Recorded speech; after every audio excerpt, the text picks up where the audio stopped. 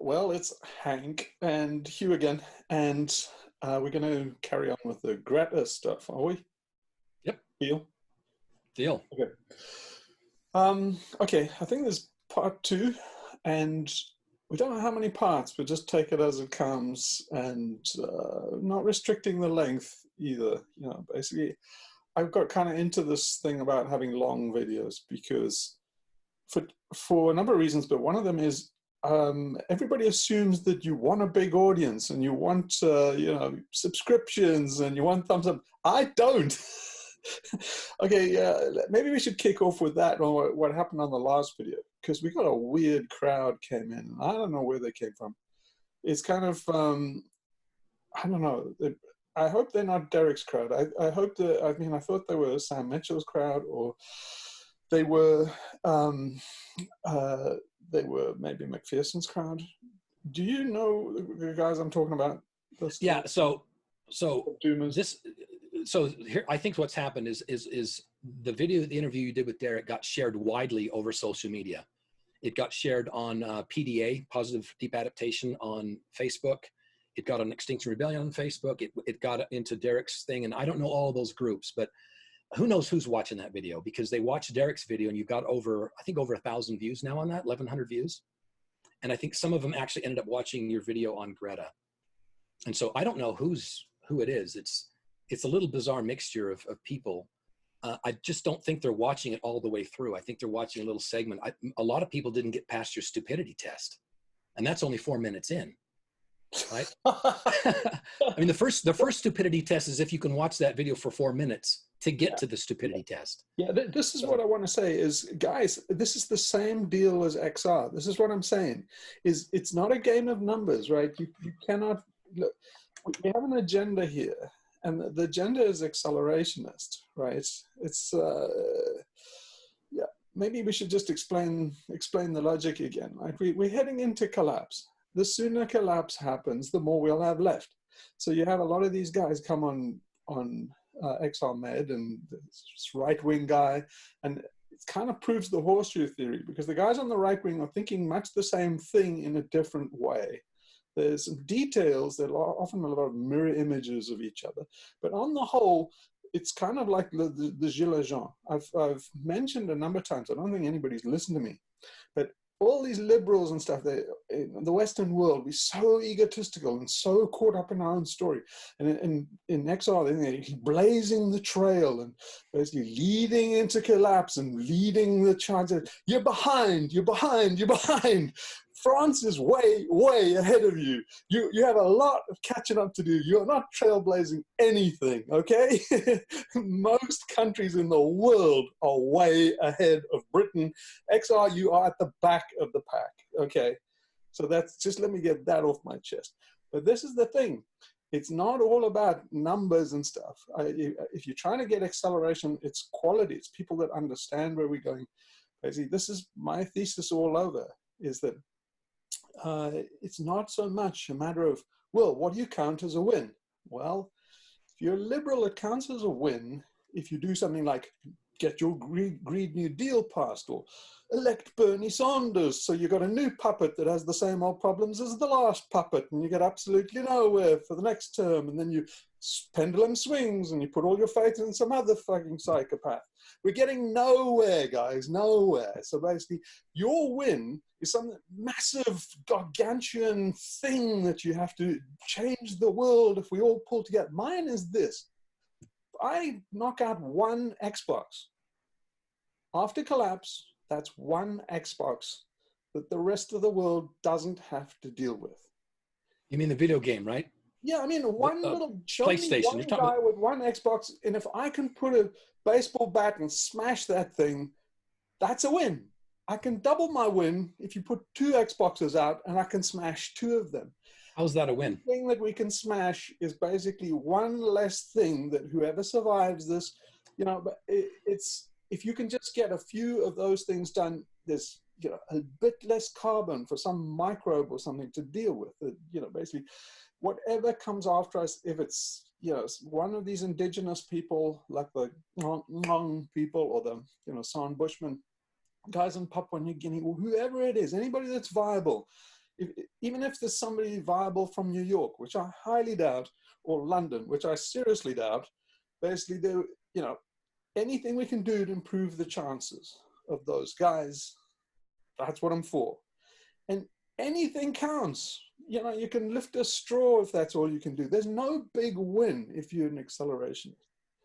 So there's a big lose if you let it burn down to the ground, because we don't know how far this burns down. Some people have made good cases to say, maybe this is Venus, guys. Maybe it goes all the way down to a sterile planet. So it's not what I'm doing, and anybody hopefully that understands what I'm saying is just like, guys, we're heading for a cliff. We stand on the brakes. Derek says, like, bring it to a controlled stop. Look, I don't really care. It's basically, it needs to be brought somehow to it's an attempt to stop it. Because even if we don't, stop before the edge of the cliff, we might stop somewhere on the way. We might slow down the speed. Maybe a cliff's maybe it's not Thelma and Louise. Maybe it's a brick wall. And if, we're going to hit this wall at 100 miles an hour. At the moment, we're accelerating. It's 110. Every time you add a new cop, you add an extra 5 miles an hour that we're going as we hit this wall. So any amount that we can do just improves our chances. So that, so anybody that works together on this, you can get all these network effects. And because the system is structured, it's not a momentous monolith that you have to bring down like a huge fortress that you have to undermine and bring down and have to get everybody together. It's a Jenga tower. And there are a lot of people inside the system that know the crucial things. And it's think more in terms of Wu Wei. It's basically just, look, Hans the Little Dutchman put his finger in the dike and he saved Holland. Reverse that thinking and say all it needs to destroy Holland is a screwdriver in the dike. Get it? Does that make sense? It does make sense. Can I give you some examples in the real world of what you're talking about? And I don't know the specific details, but I think back in the Cold War days in Russia, somehow the Russian military thought there was some kind of a nuclear strike going on, and they were gonna nuke America. And there was like one guy in a bunker somewhere that didn't push the button. Right? Is there something? Am I making that up, or is that a real story? No, he's a famous guy, and one guy saved the planet. It happened more than once. There was a guy on the American side that refused a launch order for China. Right. Guys in a Russian submarine. I think maybe the Hunt for Red October was based on that. But during the Cuban Missile Crisis, they needed 3 launch officers, and basically they had. One of them was the commissar, the political guy, and there were 2 other naval officers. They needed all 3 to launch, and they had launch authority. I think they might have been instructed to launch, or they were allowed to launch if they came under attack. They came under attack, and the one guy held out. He just refused to launch, and I think he was also lauded. I can't imagine that happening in America. In America, I think that in similar situation, you would not be lauded for refusing a launch order.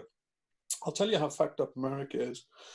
In the crew bays, in those missile silos, in Middle America and stuff like that, those guys, they have guns on them.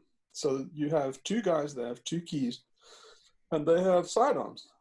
So you would think now, if you're a normal, healthy person and you're just pretty psychosis free, you're not in the military, you would assume they have sidearms in case the other idiot goes nuts and tries to launch the missile. No, you obviously haven't been anywhere near the US military if you think that's the way they think. What the sidearm is for is if the other guy won't launch, you shoot him and take his key. That's what the sidearm is for.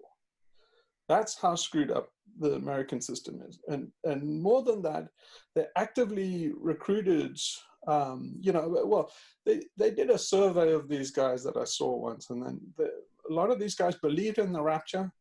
70% of these guys in missile bunkers, you know, ICBMs, nuclear tipped, multiple warheads, 70% of these guys said that not only do they believe in the rapture, but they are looking forward to it. Okay. Whoa. These So are they're the looking guys forward with to a nuclear future. So the Russians I consider sane. America I can consider batshit crazy. So right. Yeah. And then we had like Donald Rumsfeld during the Iraq War was like sending emails to President Bush quoting a Bible scripture, right? yeah, Og and Magog and all that stuff. Yeah, Magog and all of that stuff, just straight out of Revelation. Basically, I think the French Prime Minister actually alerted I might be wrong on this, but I believe he actually alerted the French security and said that basically they put them on alert because the US president has gone psychotic. So yeah, I mean, that's, I do believe that Bush had a, you know, what laymen call a nervous breakdown after 9/11. It's an interesting thing to go around. I don't want to do that now. I'd like to go on with Greta. Yeah, I just want to use examples of. Yeah, but basically, the point of all these guys is to say that it's not that you are powerless against the system. We live in a system now where the technology itself is an extraordinary power multiplier. So since individuals have saved the world, by the same token, it's possible for individuals to do a forced deindustrialization. They would know who they are, and they've done it in history. So my implication is, if you get the right nodes in a scale-free network, and our, you know, economy, our social networks, they are scale-free networks, and a very few number of nodes need to be taken out before you get a cascade. It's just network theory, and you can look it up if you're interested in the mathematics. But it's easy. Just think of it like a Jenga tower, and think in terms of instead of this big push where you get all the people together. Look, the sheep are not going to gang up on a wolf. It's never happened. It just doesn't happen unless they got their backs to the wall, and you have to engineer, you know. And I tell you, nobody in exile is skilled enough to. It's called putting them on dead ground. It's basically having, you know, the Romans loved it. You get all the troops, send them over the Rubicon, burn the bridges, and then they have to fight to the death. Now, Sun Tzu in The Art of War says you never put the enemy on dead ground. You always leave an escape route, because he knew that if your troops have an escape route, they will take it at some point. They'll use it. The guys do not have an escape route. They will fight to the death. Okay, so you will never make people with an escape route fight to the death. And we are in a fight to the death because, as I explained in the other video, is while, you know, Greens that are so totally self-obsessed and think everybody thinks the same way they do, and it's all about being agreeable. And I tried to take you on a little trip in one of the last videos that we did to show you that these guys, it is a matter of life and death. Things that you think are trivial, like say, oh, it's just a matter of going vegan and we can all save ourselves. And, you know, you just have to sit down somebody in America and talk to them about the necessity for not eating cows. And it's obvious they'll come round to my way of thinking. Who wouldn't? I'm so self-obsessed. And I say, oh, I'll tell you 310 million people that would rather die than do what you think. And now, you know, with this complete misunderstanding, then guys in exile go and think, well, it's just about a matter of raising awareness and stuff. Look, you've come to a fight to a death, and sometime you'll realize that. But you're not going to talk these billionaires out of their lifestyle. They would rather die. Yeah. Can I give you an example of that? Yeah. So in the news, this is in mainstream news, apparently BP Oil, which is the largest oil company, or one of the largest oil companies in the world, they went to the UN. They were part of the Paris Agreement discussions, and they said, we're going to have a business plan over the next 5 or 10 years that takes the world to 2C. We're going to stay in the Paris. We're going to shoot for 2C. But then they went back internally and they created a plan for 5C and started implementing it in 2017. So for the last 3 years, BP has actually been implementing an internal plan that takes the planet to 5C. We're talking about fossil fuel infrastructure. We're talking about all that infrastructure. It's a business plan that they're executing that they know is going to take us to 5C, right? They've been telling everybody for the last 3 years that it's a 2C target, right? So they basically are lying. Now, here's the problem. They don't have any customers after 2C. There's nobody to buy gas. We're all dead at 2C. All the continents are uninhabitable at 2 or 3C over time. Now, not day one, but if you have 2C, 3C over 10 years, who's alive on the planet? In fact, Hugh, why don't you pull up, not right now, but you should add to this a map, that map that we found on the internet of what the world's supposed to look like at 2C, 3C, and it's horrific, but it's also absolutely ridiculous, because they're showing that like New Zealand is still habitable, and they've got everybody living in the Arctic. And you remember that map that we looked at a couple of months ago? I've heard that some of the elites actually take this diagram quite seriously, but it's absolutely delusional. For example, they've got the Amazon as desert. If the Amazon goes to desert, that's kind of us extinct. But somehow all the population of Earth is living up in the green part, in the tundra, and they're living off electricity that comes from the Sahara Desert. There's masses and masses of underground cable pushes the energy north. But it's not really clear where the solar panels are manufactured, because China has been abandoned. Polynesia's underwater, and rather amusingly and conveniently for the elites, New Zealand, and presumably all their bunkers there, is green and a pleasant land. Sure. My point is, they're going 4C knowing that we can't live. So what are they thinking? They want their lifestyle.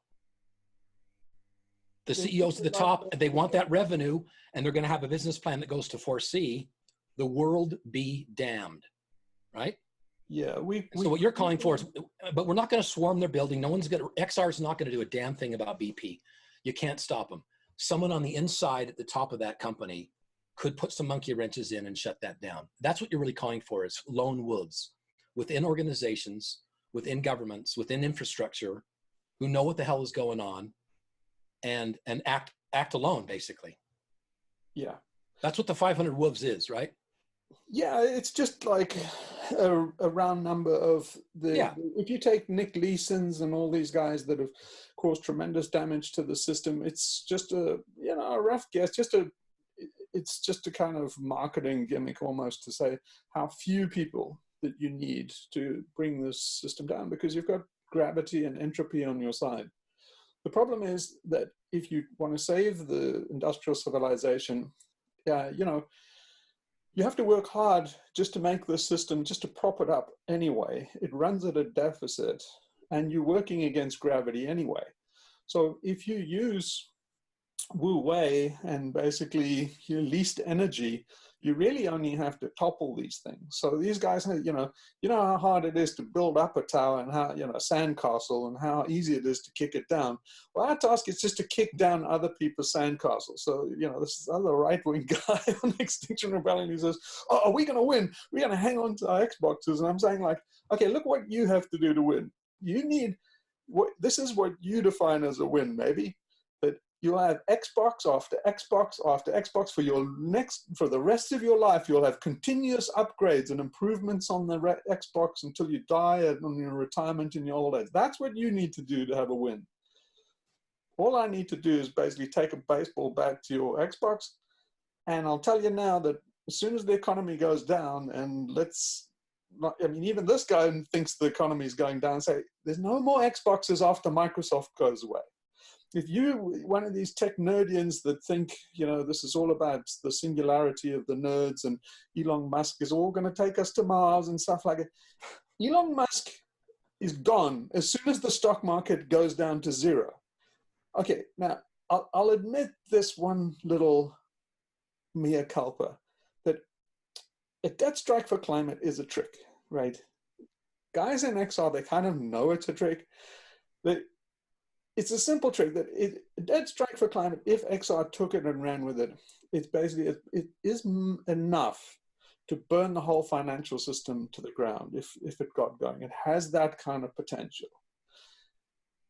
There are so many people that would get on board with that. I'm talking about countries that would refuse the IMF. The whole thing could snowball and run, and everybody would refuse their debts. It has that kind of potential. As soon as that happens, the markets cease, and on that day, it's 1929, and Elon Musk is broke.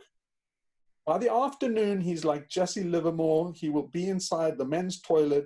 There'll be blood all over the back of it, and he'll have a revolver in his hand. That's what Jesse Livermore did when he was broke. He was the richest guy and probably made more money on the stock market than any person alive, probably to this day. Go and look him up and look how he ended. That's where all these guys are headed.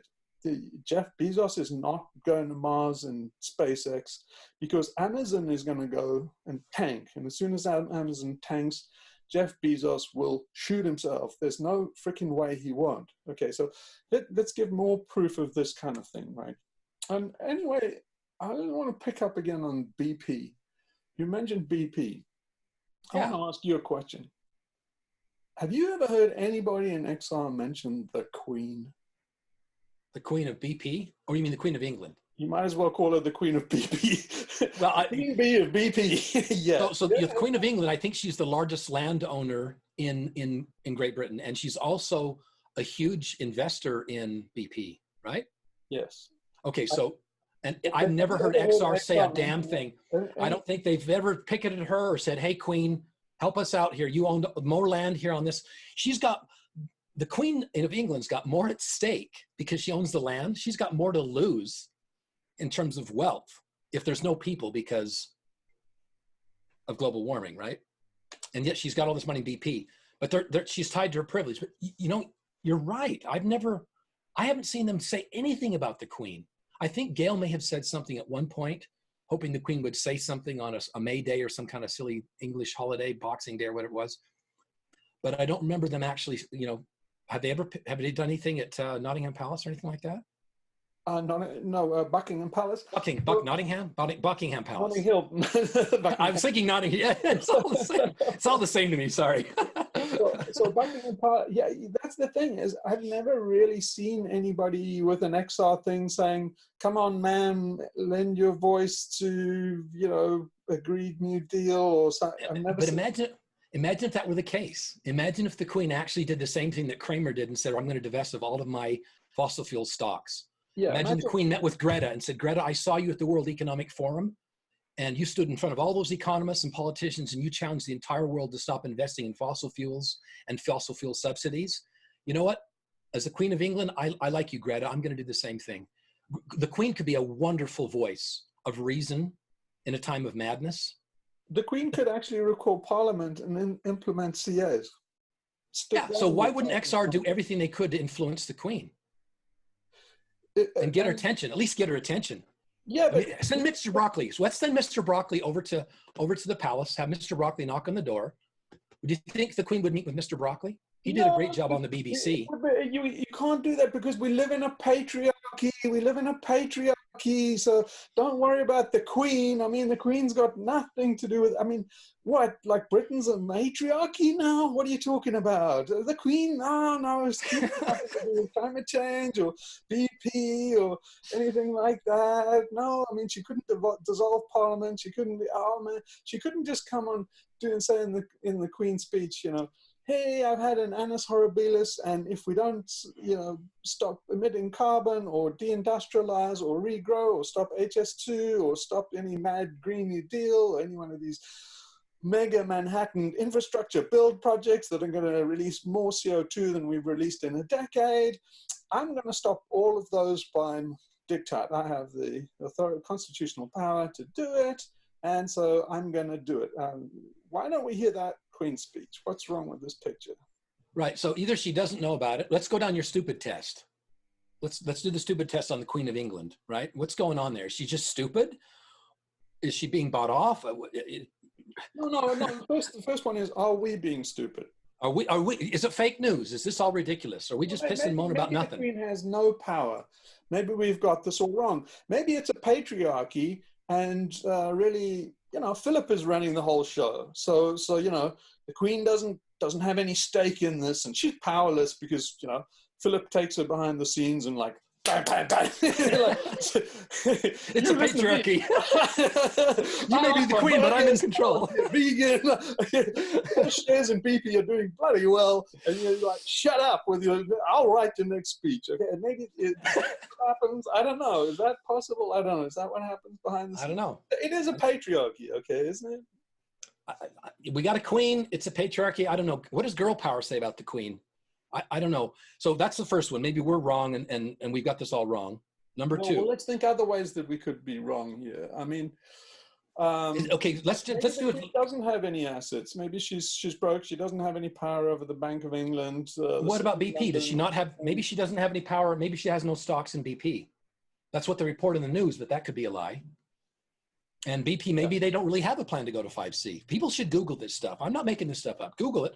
Google BP 5C plan, something like that. It's out there. And we just found out they were actually executing on a 5C plan, and they've been telling the United Nations for 3 years that they had a 2C plan, and it was a total lie. The Queen's got the stock. So does she not know this? Because we're all dead at 2C. I mean, Greta says, think up some other ways that where we could be missing something. So maybe we just are uninformed. Maybe XR has been staking out Buckingham Palace. The Queen doesn't go to Balmoral anymore because basically they're just filled with people, more people than you'll ever see at a fox hunt, just basically staking it out. She can't handle the security arrangements, every time she goes to Sandringham, so she just doesn't. And so maybe she, is it maybe that? Is that it? Yeah, maybe we just don't know what's actually happening on the ground in England, and XR is already swarming the Queen because they know that she has a big stake in this. Yeah. Maybe. I don't know. I haven't seen it. I think everybody knows that some of that bullshit. I think everybody's with us. No, they're planning to go back in the metros. They got the pink boats out. They should take all the pink boats and put them in front of Buckingham Palace. Okay, so let's just assume then. Okay, will you agree that we can check off box number 1? It's not us being stupid. There's something funny here with the Queen. Okay, so what's number 2 in your stupid test? So the next thing is, are they on a payroll? Well, she's got all that stock in BP, and it pays. It pays out. But hang on, if she's on a payroll, she must have the long term in view, right? So she must, of anybody, be the most conservative about climate change because she's got the most to lose, and she's she wants a dynasty forever, surely, doesn't she? So if she is on a payroll, you would assume that she would be the most keen to do something to mitigate environmental destruction and climate destruction and climate instability. Because think of something like World War II, the rise of Hitler, and think of the response of the royal family. Okay, one of the things that, take somebody like Churchill, right? Mm-hmm. He had a lot to lose. I mean, the average guy who went and got shot on the beaches in Normandy, and I've always kind of fascinated. I've been to the beaches in Normandy. We actually shot one of the first videos of this that I didn't do because it was with my nephew. I switched roles with my nephew to do these things. But we went to the beaches in Normandy, and what he said was, somebody wrote it for him. I'm not sure who it was. But anyway, one of the things was, he was just analyzing why the guys didn't do this little thing where you have these guys storming the beaches, Utah, Omaha, and that. They're roaring up the beaches. They're doing it at low tide. There's got no protection. They were only told, get off the beaches. It's basically a killing ground. It all means get off the beaches, get off the beaches, get off the...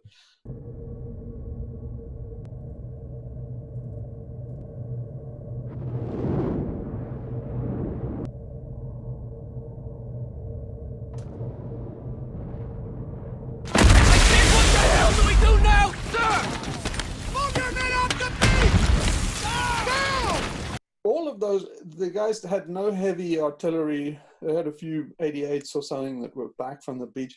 But anyway, these guys could have just had each been issued about a yay big square of steel.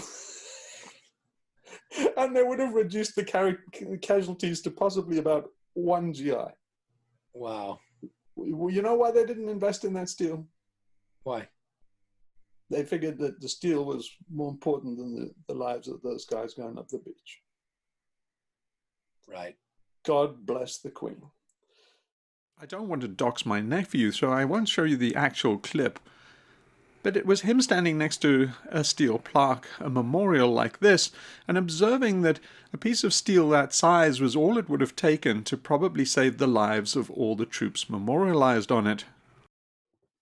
And one more thing I'll tell you about that is, that's a little bit disgusting, that Churchill, previously, there were some anarchists. They had a siege in, I can't remember what that street was called, but a street in London. Churchill went down. He loved that kind of drama and excitement. So he went down to the street and he organized this thing where they made these shields. They quickly knocked up these basically cast iron shields with handles, and they went up the stairs, basically took out these anarchists with guns. And those shields were protection. The police, I don't think a single policeman even got shot. So Churchill knew the principle. On New Year's Day, 1911, an informant told the police that two members of the same gang were hiding at 100 Sidney Street. The famous siege was about to begin. By 2 o'clock in the morning of January 3rd, 200 men had cordoned off the block. Armed officers were posted in shops and buildings surrounding the house of the refugees. The battle started in daylight. It soon became apparent that the weapons of the besieged were superior. More troops came from the Tower of London, and a call reached Home Secretary Winston Churchill, who granted permission to use whatever force was necessary. As Churchill said, "In these circumstances, I thought it my duty to see what was going on by myself. I must, however, admit that convictions of duty were supported by a strong sense of curiosity, which perhaps it would have been well to keep in check." Churchill made it to 100 Sidney Street and witnessed the gunfire. It was a true war scene, but in good British fashion, life went on in the neighbouring streets as if nothing was happening. Churchill suggested several strategies to win the battle, from dragging up heavy artillery batteries to storming the house from several directions simultaneously, or even advancing up the staircase behind a steel shield. Some historians credit Churchill with the invention of the tank. I believe he once said that he had the inspiration for the tank based on that steel plate idea from Sidney Street, so he was intimately familiar with the idea of protecting troops with armour. And surely it was terrible neglect not to provide the troops at Normandy with some kind of similar shielding. And then by the time they got to Normandy, he didn't think it was necessary to give those Jers any protection as they ran up the beaches. He just said, like, let them take a bullet in the face. We don't need to spend that money on steel. Now consider those guys running up the beaches, what they had to lose. Everything. Yeah. And what did they have to gain? Whoever won the war, they were in a factory, and they would still be, if you're saying they would be in a prison factory. It would be very little difference. Their lives would be very little difference if they robbed a bank. Their lives would be significantly different if they were killed on the beaches of Normandy. But if it didn't really matter who won the war, if it was Hitler, Churchill, or anybody, their lives were kind of the same. The great train robbers, one of the things the guys said, they were sent to prison for 30 years. But they're very, very harsh punishments, because they say, you don't break the system like that. And otherwise, everybody's going to be doing it. So they were very, very harsh. But they spoke to one of the guys, and I can't remember who it was, which one of them it was, Ronald Biggs or somebody, I don't know. But he said, aren't you sorry now that you've had to spend 30 years in prison? Because they want to hear that you're really, really sorry that you went against the system because we didn't, and we want to be justified the fact that we didn't. And the guy said, no. They said, while we were on the run, we had possibly the 2 best years of our lives. All our peers were just in a factory. And when we got put in prison, they basically put us in labor jobs, just like, making sacks and number plates or whatever. And then we would have done that anyway. If we had obeyed the law, we would be in some commercial factory, and it wasn't much difference. But the difference is we had the adventure of our lives for 2 years, and our peers didn't. Right. Boy, you won't see that interview very often. They don't put that on the BBC. But anyway, going back to who's got the most to lose, right? Look what Churchill had to lose. You want to go to Blenheim Palace and see what he was fighting for. Now look what the Queen and all these guys who are on a short list. The Nazis had a short list of basically people that were going to be hung up on piano wire, and the Queen and the Royals, everybody except Edward, who was a collaborator, was basically going to be hung up on piano wire. And what they did was they took all of Britain's gold, all of Britain's wealth, put it on a ship and sent it to Canada. Who? I'm sorry, I didn't catch it. Who sent the money and the gold to Canada? The British government. So they had arrangements to get the royal family out, to get Churchill, the cabinet, all the lords and all of them. They were all going to be okay when the invasion happened. They didn't think they would win the Battle of Britain or anything like that. So that's how much preparation they did for a one Hitler problem.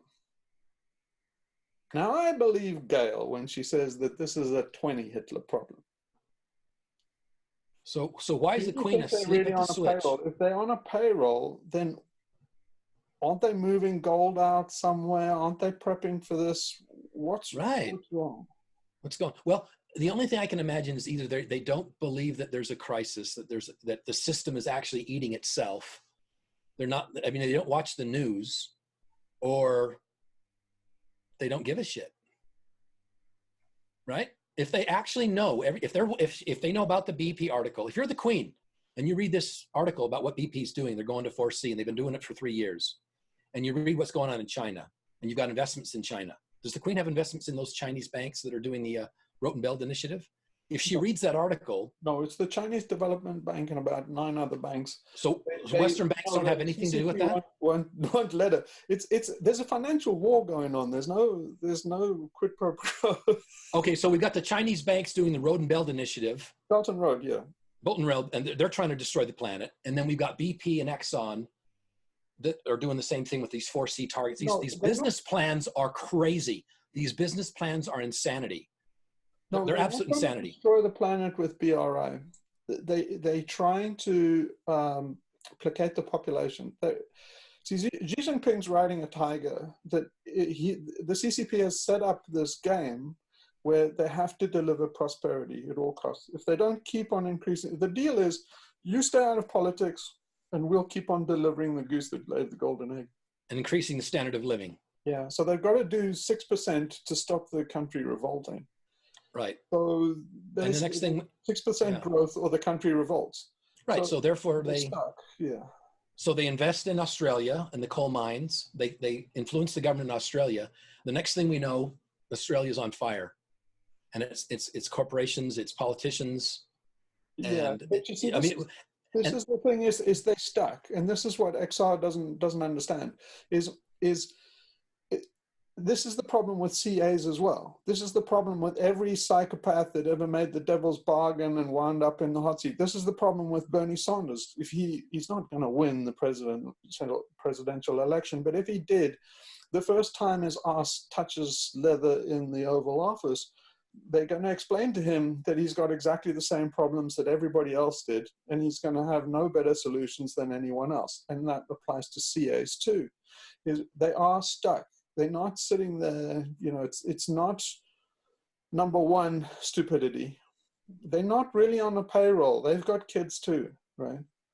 So then number 3 is it a trick? So are they building a moon base on the back of the moon? And, as all of these personalities die, they're really being spirited away to the back of the moon. And the guys are just going to toast us and then come back and repopulate the earth or something like that. They say nah, it doesn't work. All of that. It's that there might be a trick. There might be a trick this way, and this is what I put in my book, is what I call the Miller's doctrine. So, and I'm going to be cheesy here for a second. You mean this book? Thank you. I'm going to do it. I love this book, Hugh. I know you don't like self-promotion. You hate this. Say that as a plug for the book, right? But, I know you hate this, but I'm going to plug your book because it's awesome. But it's on Amazon, by the way. Check the link at the bottom of the video. Okay, but I'm going to do it, Hugh. Sorry. Your book's awesome. Keep going. I'm sorry. Keep going. But okay, so I call it the Miller's doctrine and stuff. And what I don't know for a fact that there is such a thing, but it's a reasonable guess. And what I'm saying with the Milliways doctrine is not named after somebody's name. It's a kind of gallows humor. It's named after. I'm saying that the State Department is naming this as kind of gallows humor, as Milliways is the restaurant at the end of the universe, Douglas Adams in The Hitchhiker's Guide. And so it's basically saying, look, think about this. From 1972, that's the limits of growth. Maggie Thatcher was doing Greta's speech, back then to the UN. Will you add a clip to that? I've never seen that. So make sure you add a clip of her back in 1970 or whatever it was. Of all the challenges faced by the world community in those 4 years, one has grown clearer than any other in both urgency and importance. I refer to the threat to our global environment. I shall take the opportunity of addressing the General Assembly to speak on that subject alone. A new idea as powerful as any other in history will be let loose. That powerful idea is the recognition of our shared inheritance on this planet.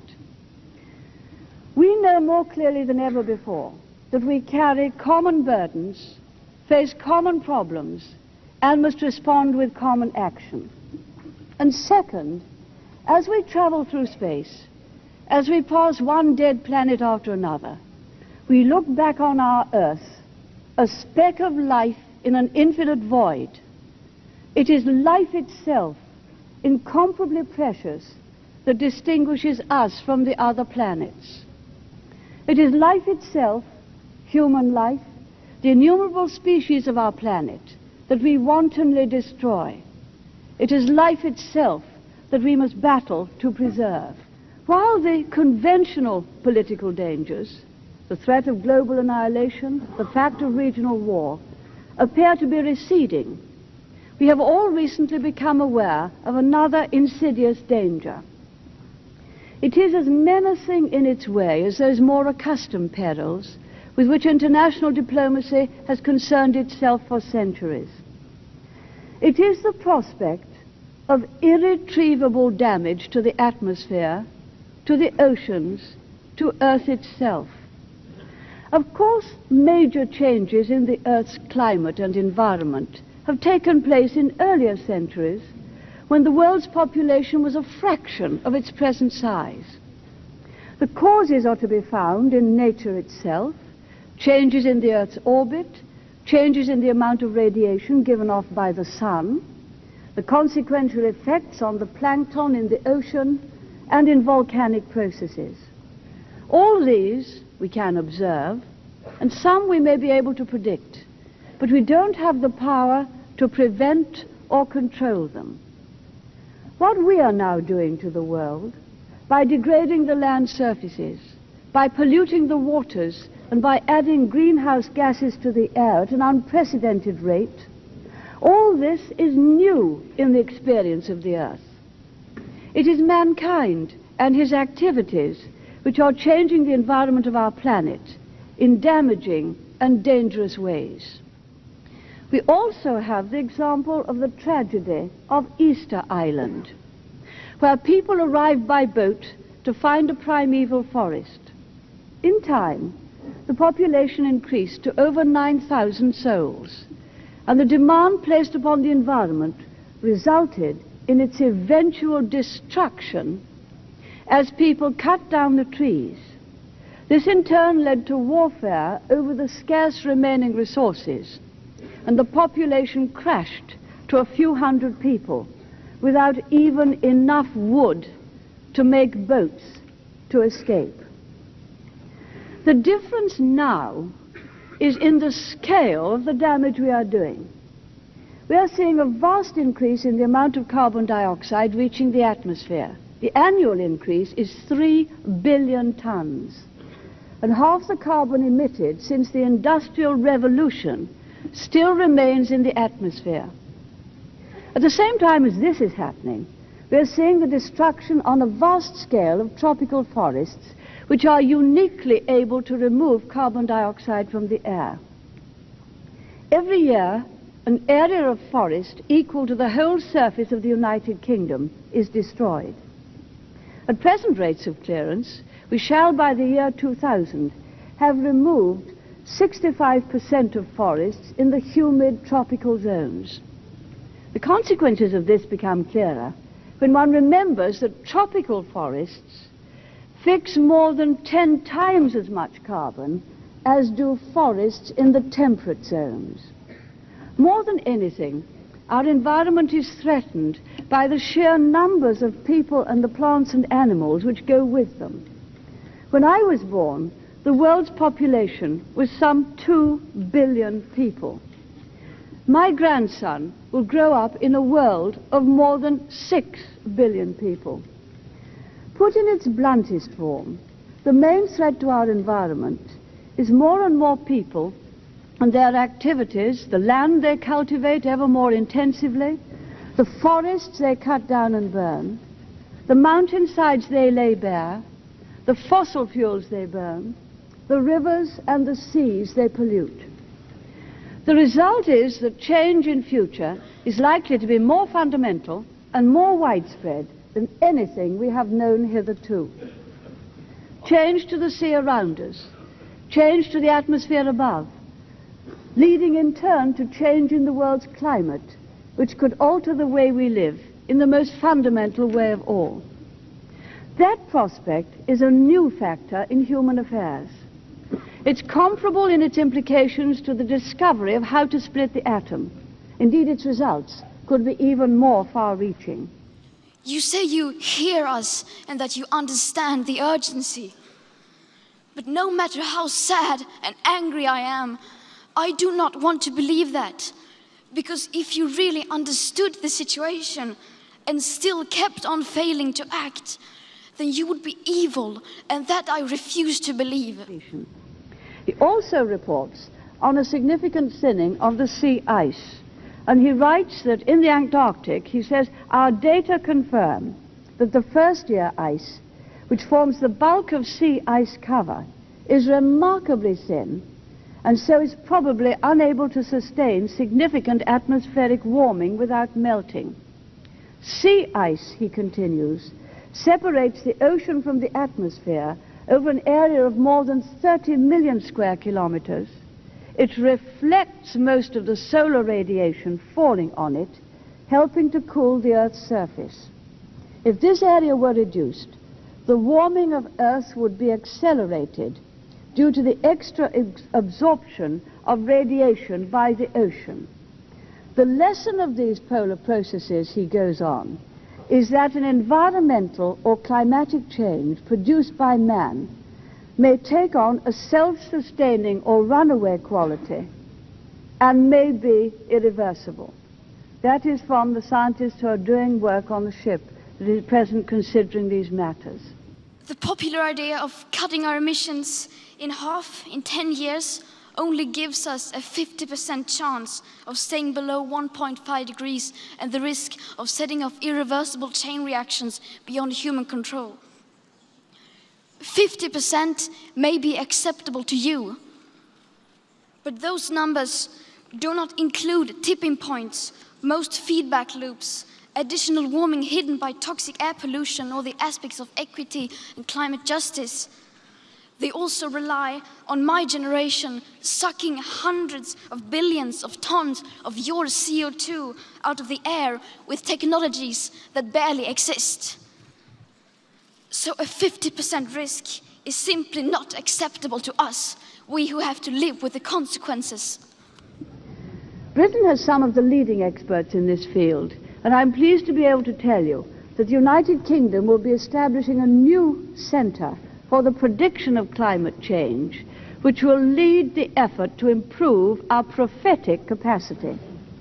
It will also provide the advanced computing facilities that scientists need, and it will be open to experts from all over the world, especially from the developing countries, who can come to the United Kingdom and contribute to this vital work. For more than 30 years, the science has been crystal clear. How dare you continue to look away and come here saying that you're doing enough when the politics and solutions needed are still nowhere in sight. But as well as the science, we need to get the economics right. That means, first, we must have continued economic growth in order to generate the wealth required to pay for the protection of the environment. But it must be growth which doesn't plunder the planet today and leave our children to deal with the consequences tomorrow. People are suffering. People are dying. Entire ecosystems are collapsing. We are in the beginning of a mass extinction, and all you can talk about is money and fairy tales of eternal economic growth. How dare you? But the problem of global climate change is one that affects us all, and action will only be effective if it's taken at the international level. It's no good squabbling over who is responsible or who should pay. Whole areas of our planet could be subject to drought and starvation if the pattern of rains and monsoons were to change as a result of the destruction of forests and the accumulation of greenhouse gases. We have to look forward, not backward. And we shall only succeed in dealing with the problems through a vast international cooperative effort. Look, she was calling everybody, gearing them up. The whole world was gearing up for a Manhattan Project for climate change, and everyone seems to have, you know, this bit basically, it's a bit like Men in Black. Everybody looked at the thing. What in the hell is going on? Excellent question, and the answer you're looking for lies right here. Who are you? Really? Really? I am just a figment of your imagination.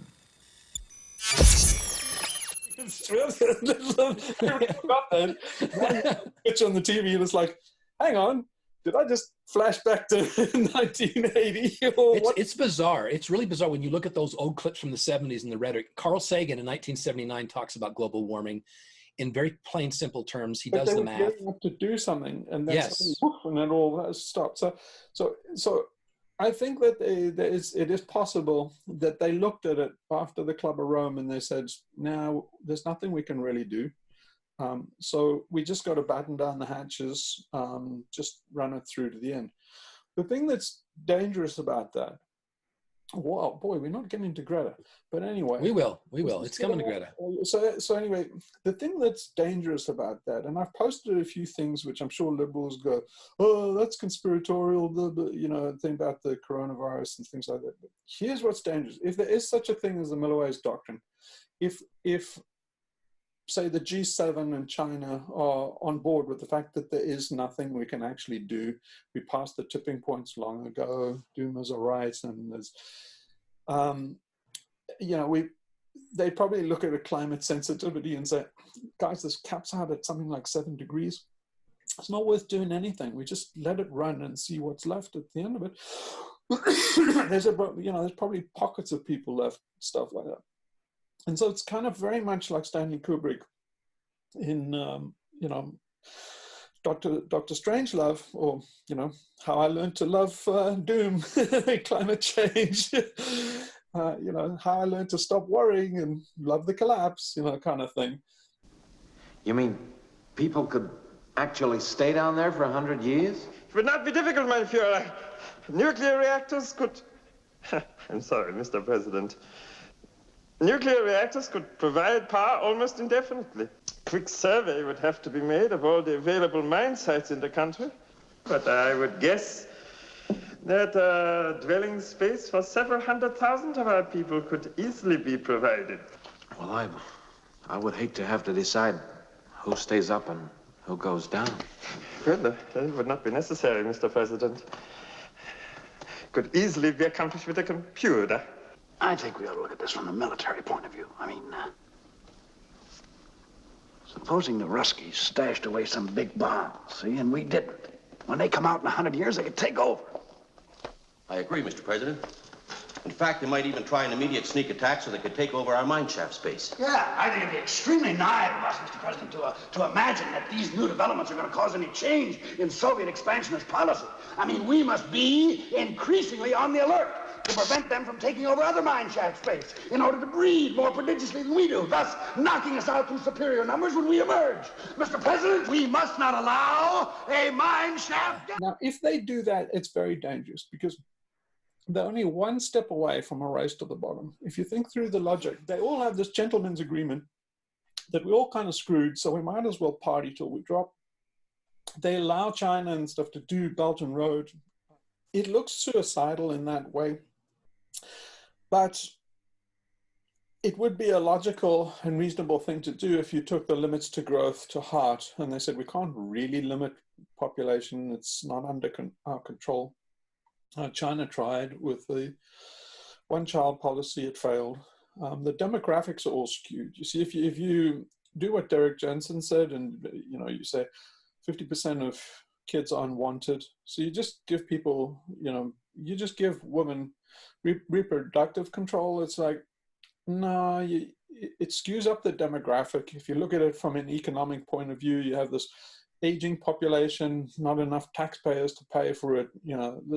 The Metropolis doesn't work that way. You can't really tail it off. It is a Ponzi scheme. You can't taper a Ponzi scheme, and you can't taper population growth. Population growth you must see in more in terms of economics rather than in terms of headcount.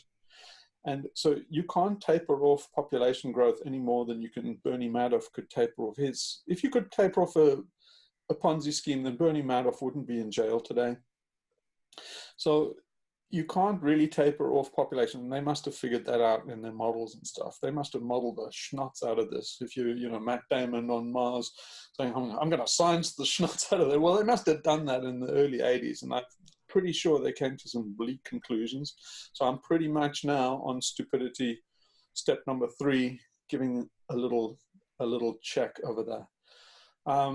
And then, so I'm kind of making the case for that. So here, I was just talking about why this is all rather dangerous. If they have a Milloway's doctrine or something like that, then it's a gentleman's agreement that we party till we drop. But just think about it.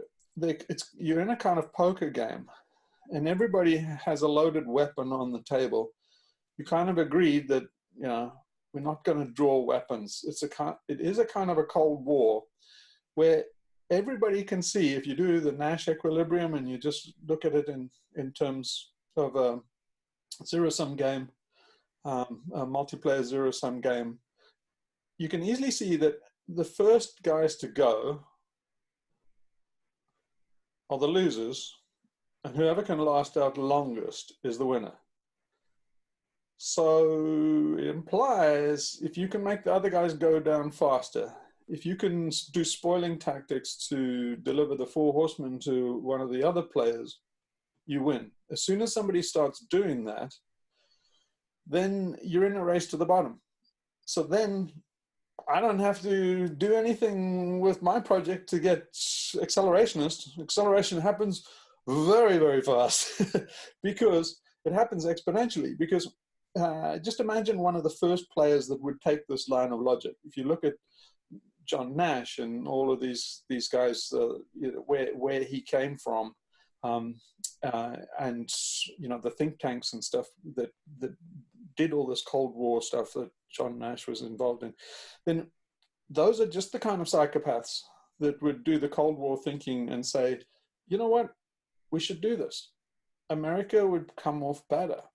And what they would do is they'd use things like bioweapons. And what it would look like would be exactly what we're seeing now. It would be swine flu, and followed quickly by coronavirus. And so I'm very keyed up to see if there is any hint of a bioweapon.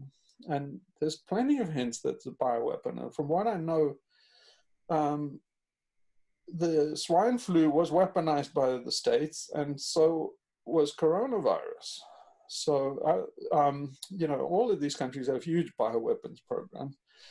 And that's just the kind of thing they would do because it's not very lethal, it's highly contagious, and the major thing is economic. So you can see that it's very tempting to say, okay, we're starting to see signs of feedback in Australia, wildfires in particular, the Arctic, it's not looking good. the idea to start spoiling tactics and do something like, you know, just deliver a little coronavirus here and, you know, blame it on some, you know, bioweapons factory in China, it's very, very tempting. As soon as you do that, China has to retaliate. And right. then, and it's a race to the bottom at that point. Now it's how can we hurt the other guy and try to survive on our own? And we're just racing to the bottom. This is the system eating itself. This is the narcissistic people, the narcissistic assholes at the top eating themselves. Basically, they're competing now. Let's fuck with this country. Let's fuck with that country. The good news in all this is it actually does reduce CO2 emissions, right? All this shit does reduce CO2 emissions. But this is consistent with their behavior. And this is why I'm really prepared to plumb for stupidity number 3. It's a trick, because I do not buy for a second this rhetoric that liberals tell themselves that it's a matter of waking up the politicians and stuff. I don't buy that for a second. There will not be any solutions or plans presented in line with these figures here today, because these numbers are too uncomfortable, and you are still not mature enough to tell it like it is. You are failing us, but the young people are starting to understand your betrayal. The eyes of all future generations are upon you. And if you choose to fail us, I say we will never forgive you. So then you think of it in terms of how you know, this all pans out in this race to the bottom scenario. What it is, it's a kind of a parachute debate that's all gone wrong. You kind of say, like, you know, there are not enough lifeboats. We're on the Titanic. There are not enough lifeboats. Guys, this will get really bad if we all fight over the lifeboat. But they're psychopaths. You know that they cannot have a gentleman's agreement. You see, if we're in that situation, my vote is that the people that should be in that lifeboat are the people that are best able to survive without the system. The ship, yeah. Without the system. Who can live without the system? 2 billion people today live without electricity, daily electricity. There's millions that are like off the grid completely, and their entire lifestyle has nothing to do with the system. Yeah, and they're the ones that deserve to live. Yeah, let me tell you something about. I think I'm going to have to reveal a lot about myself, but anyway, let me tell you about something in my youth. My dad had a lot of copper mines, diamond mines, and stuff in South Africa. You mean owned them? Yep. He owned them. So you come from a rich elite family? Is that what you're telling me here? Everybody, white people in South Africa was elite and rich. Okay. I've never heard any of this before. Let's hear it. Yeah. So, yeah. Yeah. Okay, I won't go tell you about that. But okay, so yeah, this was the story. So when I was a kid, I remember talking to his business pals, and I would all be involved in that. Even as a 9-year-old, I loved being in on those conversations and business meetings and stuff with him. There was this one incident that it was one mine which was out in the Kalahari Desert somewhere. And they had to there was no water source. So I can't remember where the water source came from, like the Okavango swamp or something like that. It was a huge kind of inland marshland in Botswana. And they had this long water pipe to the mine to supply it with water. Now, they thought, well, along the way, there were these, San Bushmen, basically. You know what the Bushmen are? Yeah. People. These guys are like, really, when you think of a Stone Age hunter-gatherer, that's what you think of. These guys are really adapted.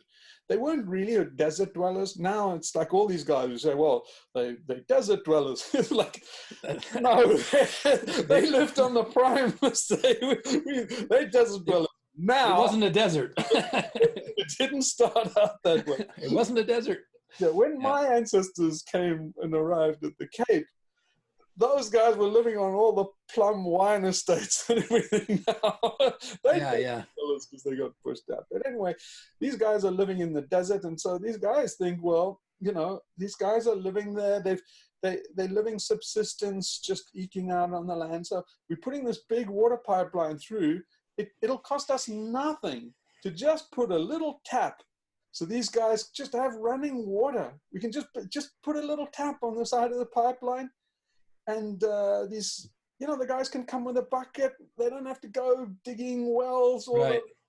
They killed those guys. And the reason why is they stayed for a couple of generations with this tap. They stopped moving. They lost all the water courses. They knew from ancestral memory, at this time of year, this water hole has water. At this thing, you dig here in this dry lake bed, and there'll be water 5 feet down. There's this fantastic map. All these guys have this fantastic map of the landscape. I mean, these guys are way, way smarter than us. If you've got a degree in astrophysics, these guys have more information in their head than you will have, you know, from Yale after 10 years.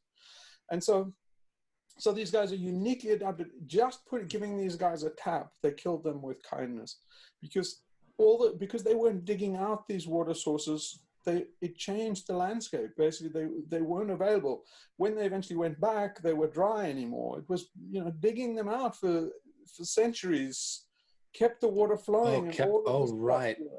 So they couldn't be sedentary for a couple of generations. When they closed down the mine, it killed them because they turned the tap off. Yeah, they had to. They couldn't keep this big water pipe going just for a tiny band of these guys, you know. Wow. Oh, wow. And so, but those guys, you know, you can't put them in houses or relocate them and stuff. They literally in a house, the guys will pine and die. That's how adapted they are to nature. And so yeah, I mean, that's what I mean is, if you're talking about, these guys are our best hope of survival for humanity. It's not some rich fart. It's not some Canadian prepper that's those guys haven't got a chance.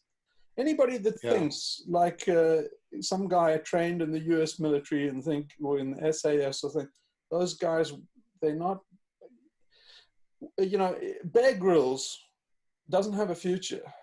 He doesn't have a future. And I'll tell you why he doesn't have a future. Because he's got all these survival skills, right? They're all just temporary, right? He's got no depth of knowledge. If you leave Bear Grylls for a couple of years, right? While you see him on television and he's like eating moss and stuff, it's all temporary, right? If he eats moss for 5 years, he'll have no, he won't have scurvy. I think moss has vitamin C. But anyway, he's gambling with all these nutrients, right? He doesn't know how to hunt an impala. Bear Grylls will not bring down an impala or put any money you like on that. Basically, the skills involved in bringing down, they're hunter exhaustion. It takes days to bring down an impala. So that's another thing. Is I want to do a video on veganism and stuff, and all these guys, this token stuff where they think, well, we can be vegans and save ourselves. No, it's just not going to work, man. So I'm saying that if we're having a parachute debate, there's one lifeboat. Then these guys are it. They are not us. Look, I'm not saying you can't have a go, but go up to the tundra and try and survive. Have at it, you know. But, you know, you're going to freeze to death. There's no ways you're going to survive. Just give it up. You know, even the guys, you take a lot of these Native American populations, the Inuits and stuff, they living in prefab houses on government subsidies. Sure, they hunt and stuff, but I don't know. I haven't been up to see those guys, but when you see a guy going out hunting and he's got a rifle and he's on a snowmobile, I don't give him much chance of the collapse. It's not going to happen, guys. How's he going to get parts for the snowmobile when it breaks? Well, how's he going to get ammunition for his gun? Yeah. I want to see him bring down a walrus without any, if he can't go to Walmart to restock with ammunition. Yeah. So all I'm saying is I'm just giving you a little clue about how how deep we have our heads up our asses. And particularly all these guys like Elon Musk and stuff is so conditioned to, you know, money can buy everything. Not after the economy's gone. Not after the economy's gone. Yeah, you know, and I think that they all know this. I don't think they're ignorant. I think you said earlier that the XR wants to wake up the politicians to our situation. I think they already know. I think the elites are awake. I think the Queen is awake. It explains her behavior. They are awake, and that's why it's so important. When you're awake, you really understand what Greta is saying. I mean, she can say in one paragraph what you just said in an hour. Damn. I got to get my game. Yeah. I mean, did you see the interview with her with Arnold Schwarzenegger? I hated it. You hated it? You hated that video? I thought it was wonderful. It's all about this. I mean, it's like a time machine.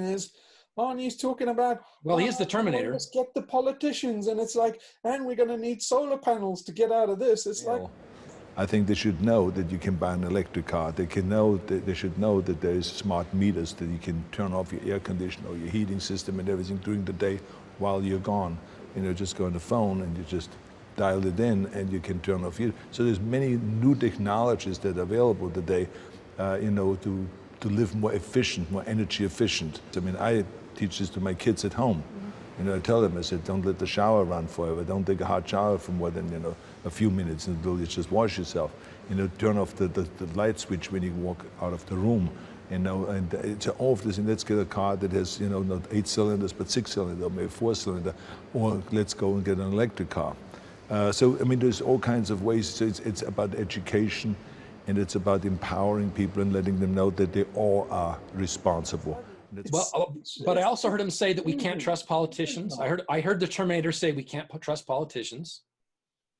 I heard him say that the parties, this is not about party politics. We've got to get above party politics. You said we've got to get above gender politics. We don't have time for any of that bullshit anymore. We don't have any time for any of this stuff. Look where it all lands. He says like, well, I'm a positivist. And, you know, she asks, is it still time to save the world? Of course we can save the world. It's like, we can. What it means is save my world. The Arnold No. Red carpet world. No, we can't save his lifestyle. We can't. Give a fuck about your lifestyle. Give a fuck about a motherfucking lifestyle. Cause nigga, we live this shit. Yeah, we can't. He's the Terminator. We can't. He said we can save the world. Arnold Schwarzenegger doesn't know any bit of nature. Okay, he's drinking a little opium. About the world in real life. No, he's talking about lifestyle. About civilization, industrial civilization. Yeah. Immediately he goes into this little side issue. Then we're going to need solar panels and things. So like, really? How many solar panels are you going to eat next year? Okay. So he's drinking some opium. He's drinking some opium. But he knows the politicians are opium. He's on fucking acid, man.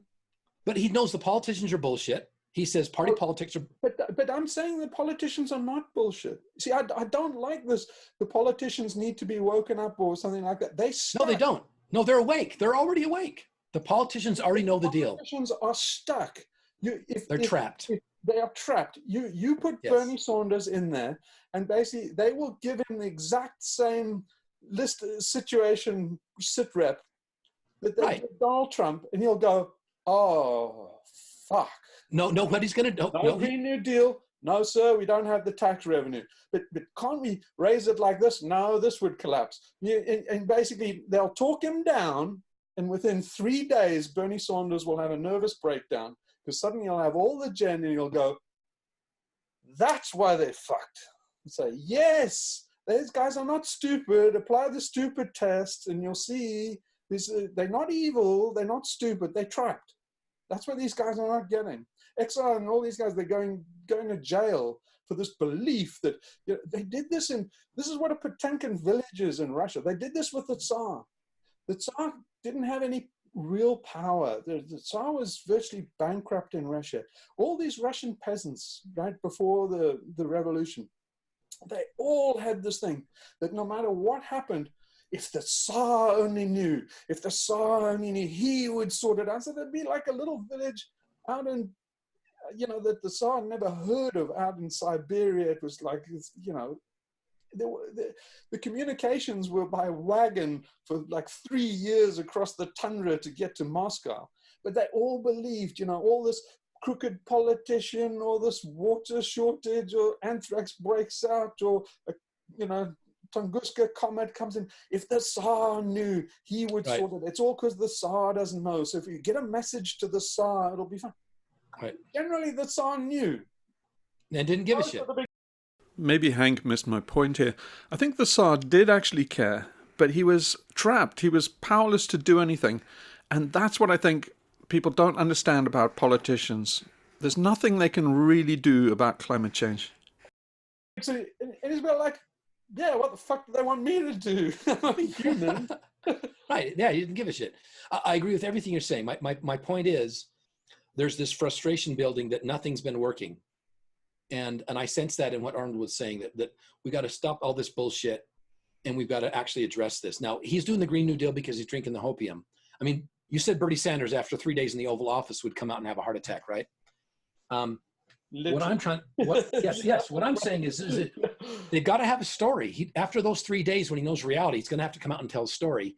And the story would be a Green New Deal, even though he knows it's total bullshit. Because that would be the lie. After he has his nervous breakdown, then basically, then he would say to all his advisors, well, what the fuck? We got to do something. They say, they say basically, sir, you just make sure there's no panic. You try and keep control as long as possible. It's bread and circuses. And he'd go, exactly. Right. Which is why we've gone I know you're right. I got $1 1%. And then you say like, sir, they already know. That's why you got elected. Right. Which is why, as you said earlier in an earlier video, we've switched from being climate change denialists. Now suddenly everybody's saying, yeah, there's climate change. Yeah, there's climate change. Now we're in collapse denial. Yes, you're not allowed to talk. You're not allowed to talk about the collapse. What I really want to talk about is collapse denial, because that's the big problem we have now. We're not getting onto Greta, but we will, because Greta's saying, "Wake up." Yeah, collapse denial is really dangerous, and collapse denial is where things. The heart of collapse denial is that you're personifying nature. This is a physics problem, right? This is, math. All the rest, and Carly and all the stuff we talk about, that's psychology. The earth and stuff, there is no Gaia, right? Gaia's in our head, Carly's in our head, just not entirely, but just stick with that for a working principle, just for this video. The thing is that it's physics. If you go to sea, or you go and fly an airplane, what they'll teach you in training is that you must not personify nature. If you go to sea and you get stuck in a storm, the surest way to kill yourself and everybody on board your vessel is to personify nature, because you get into this battle. You get into this battle against the weather. The weather's absolutely neutral. And it's not aware of you. The weather, the storm the lightning does not know you are there. But the weather, the waves, we are tides. Yeah, but we are actually mystics, right? So we will get into this thing, basically like the Polynesians. They would, I don't know if this is apocryphal or not, but certainly my dad told me this was true, was that Polynesians would get in a longboat, an outrigger, and they would always have a few kids. And the reason is, if they're out there and a storm blows up, you need to sacrifice a few of them to the gods so you can get through it. Now, if that sounds a bit callous, it's not callous. What they're doing is they negotiate. They're treating the storm and nature as like a storm god. It's Neptune, it's Kali. And it knows them. It knows they're there. Bargaining with Kali. And they needlessly killing a kid, but they're not being heartless. They love their kids. But they're saying like, I love myself more than my kid. And what I'm saying is like, look, my life is the dearest thing I own. And if you, a big tyrant, the weather, taking me, if you're Carly coming swooping down on me, I will bargain everything. I'll bargain everything I have. The only thing I hold, slightly less dear than me is number 3 son. Number 3 son, you're sacrificed. And then it's with great grief that they do that, but it's to save the boat, to save everyone else, save the rest of the family and stuff. But do you see how stupid it is? Yeah, superstition. That's total bullshit. The storm isn't abated. It's all due to barometric pressure and how the it doesn't work. The low pressure cell is going and checking it. But you see, we're getting into that stage where we're throwing babies under the bus into the water and sacrificing them to it. So it gets a bit like the collapse of the Incas, where they start furiously. They believe everything's in control of the sun. So then, when things are going bad, and they don't see that it's themselves, the crops are failing, they can't see that it's themselves and the impact on the microclimate and, forest degradation. They don't understand about soil erosion and depletion of the soil fertility and stuff like that. So all they see is the whole thing collapsing. They don't understand system dynamics, so they think it's metaphysical.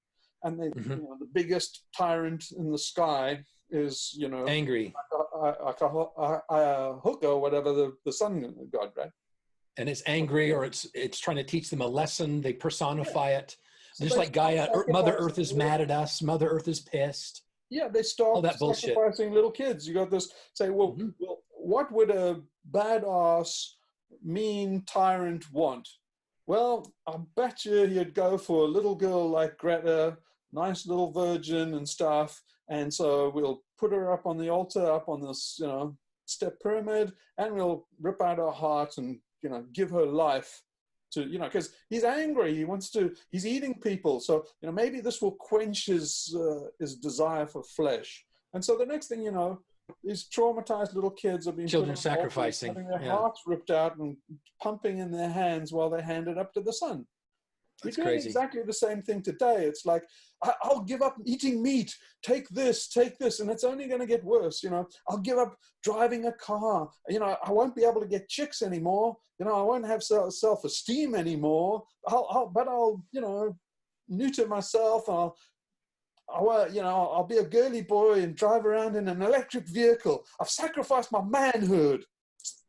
Right, for climate. Right. Schwarzenegger is saying, yeah, we need more individuals to sacrifice their babies, in effect, is what he's saying. Yeah, individual sacrifice is not going to do it, guys. You're sacrificing babies to the sun like a primitive Inca superstitious nuthead. Yeah. And so that's the dynamic we're getting into. It's exactly the same in South Africa. It's tokenism. They're like, and it's so paradoxical, because look at it in South Africa. South Africa was kind of a paradise. It was just like what the Queen and what Churchill was fighting for in World War II. It's kind of a heaven. Basically, those dining halls in Blenheim Palace and Buckingham Palace and, in Balmoral and stuff, if you've been in one of those things and just got a taste of what it was like in Downton Abbey, and if you go in those things, it's kind of like magic. It's kind of a drug. That's even in America, basically where they're so distant culturally from that, they can taste it even there. Just because they have experts, what they're tasting and why it seems authentic is they have experts that say what it was like in the Gilded Age, in the Edwardian era, and they have all the little details right. And then you can see it reeks with this authenticity, and you get that, it's almost a smell. And it's actually called satwa. So in Hindi, there are three qualities. There are three things, right? They actually have colors, right? White, black, and red. Do those colors mean anything to you? Do you know what those colors are? Black, white, and red. Yes, I do. I don't want to say it. Yes. Well, those guys were raiding by Aryan archetypes. Yes. And the topsy-turvy Now the guna, they call the guna, they call qualities. So sattva, rajas, and tamas. Tamas is black. It like holds form. It's like gravity, right? Rajas is red. It's activity. It's, action. Action. Yeah. Basically verbs. Yeah. Behavior. Yeah. It's heat. Movement, heat, fire. Mm-hmm. Sattva is harder to understand. It's kind of subtle energy. It's really light. So it's white and it's purity, it's light. Greta here we can get back to Greta. She's full of satwa, right? Sometimes when it's too many people, I just shut off and just be in my own bubble, so that I won't, it's too much like impressions, too many impressions. And I mean, when I am on the stage and speak to people, I focus more on the words I am actually saying than how I am delivering them. And I think that is very important, because today everyone is encouraged to take more place and to speak louder, and I don't want to do that. I want to take a few steps back and not take up so much space. It's kind of pureness, ethereal. innocence. It's kind of an aura, and you get that you sit down for dinner in an Edwardian dining room with all the etiquette, the silverware, the servants, things, the chandeliers, the candles, all this genteel politeness and stuff. It's sometimes, of course, all these things have demonic aspects, but that satwa has a demonic aspect called kashaya, and that means it's too overdone. Basically, you really are going on a trip. But yeah, it is a drug. It is pure makyo, and that's why these guys, like, once you've tasted that, if you get used to that, you won't give it up. I'm telling you, there's no drug stronger. And so you will not get the Queen out of Buckingham Palace short of killing her. We're not meant to live like this. We're not meant to live forever. For a few to be immortal, many must die.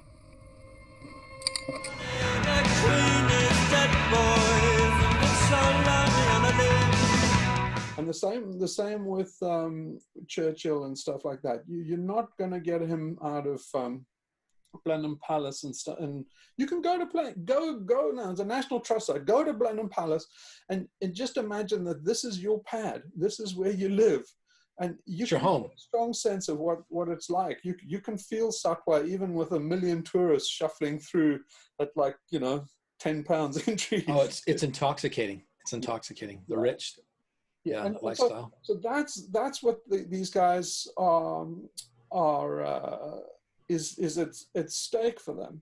So yeah, so then that satwa. I was going somewhere with satwa and that ethereal sort of thing, Downton Abbey style. What I really hope I'm painting, especially for people in XR, why this is a fight to the death. It's an all-in fight, right? Yeah, and you've been saying this just for your sake, you've been saying this for over a year. Oh yeah, wait. I suddenly have picked up the thread again where I was going. So take it back to South Africa. I was going where the paradox is in this. So hopefully I painted this picture of satwa. Now, South Africa was like that. For many years, it was good. It was too good for white people. Not as bad as you think for black people, because although it's oppressive, you think of Gone with the Wind. Ooh! Just hold on and suck in. Mommy, here's for Scarlet's Vickles. You can take that all back to the kitchen. I won't need to buy it. Oh, yes, you is. You's going to eat every mouthful of this. It's not entirely in the minds of the plantation owners where it's, like the rich are up, the poor are down, and, it's not cool. They don't paint a good picture where they, all this. It's now traditional where if you show a plantation, you've got to show a slave being whipped, work. It's like, it's not like that. Not even close. You haven't got a clue about the dynamic. The slave buy-in, don't forget, if you're in Downton Abbey, you get a lot of the stuff filtering down. You do get a chance to drink Chateau Lafite. There's a lot of crumbs falling off that table. And guys are prepared to go off into the Somme and stuff in 1914 because, basically they do get a bit of the satwa and they do get a bit of the magic. And although they are scullery made, they have a place, right? If you read Brideshead Revisited, you get a sense of it. Brideshead Revisited very, very much pro the establishment, and pro-Christianity, very, very bad mojo for an anarchist. But who was it? Who wrote Brideshead Revisited? I keep on thinking F. Scott Fitzgerald, but of course that's not it. That's the Great Gatsby. Yeah. Oh, Somerset Maugham. Right, and he clearly showed kind of like the South and stuff, that they say, it's a whole civilization gone with the wind and stuff like that. And so if you have that kind of situation, think of the paradox now. When you try and protect that with a gun. Right. How do you protect it without destroying it? Yeah, you cannot. You can't protect that pristine, wonderful, you can't protect Disneyland with guns. That's what they found in South Africa, is they started to fight for heaven. So once you like hand out the AK-47s, and so we can drink tea with the chandelier, it just doesn't. It's like, okay, we're going to protect heaven, and I'm loaded for bear. Let them come. And it's like, I think somehow the movie's gone off track. Yeah, it's not heaven anymore. Yeah. So what it becomes is a gargantuan fight to get back to the past. Right. Like make England great again. It's like back to the past. Make England great again. Make something great again. Yeah, that's what MAGA is like. Is like people say, the best that America had it in living memory from a white conservative point of view is prosperity in the 50s, and it was the boomers. The boomers love the 1950s. Yeah, fuck the boomers. Fuck the boomers. They love the 1950s. They were everything was, there was hope. There was satwa. There was everything was going to be great. You had something to look. The world was wonderful for a few, but but here's the thing: once you start to fight for them, like the white South Africans did, you've lost it instantly, and it's a huge paradox, because the more you fight and the better the struggle gets, the more you see that you're not going to get back to the paradise. This is what they found in the South. It's you find that basically as things ratchet down in the collapse, the very thing you're fighting for is trickling through your hands. Yeah. And that's where we exactly in with the current situation in collapse. Mm-hmm. Is the Green New Deal and stuff. It's fighting for the past. It's called the Green New Deal because it's harking after Roosevelt's New Deal, and we could do with a pair like Herbert Hoover again. It's harking after a bygone era. It's trying to turn back the clock. It's an infantile effort to turn back the clock, and as you pursue that, you get more and more mind. As you do more and more infrastructure build, the CO2 levels going up, things are collapsing more and more around you. And so it's riddled with paradox. And that's where we're going to get to, is this paradoxical world where we're fighting for... Right. And so that's why it's so inspirational to see Greta at the World Economic Forum in one sentence say what you just said, and say basically, no ideologies worked, no politician has worked. We've got to stop now. We've got to go to zero emissions now. Not zero net emissions, but zero emissions. No, and the banks... what I'm saying. Okay, so now let's get on to Greta. Okay. So whichever path Greta takes, this is it. I think she's not just a little girl out there and stuff, and there's a long string of them. I think Leah Keith on the Natural Progressive, she said that she was Greta once. There's been a long series. This is not the first Greta. The eyes of all future generations are upon you. And if you choose to fail us, I say we will never forgive you. I am here to speak for all generations to come. If you don't know how to fix it, please stop breaking it.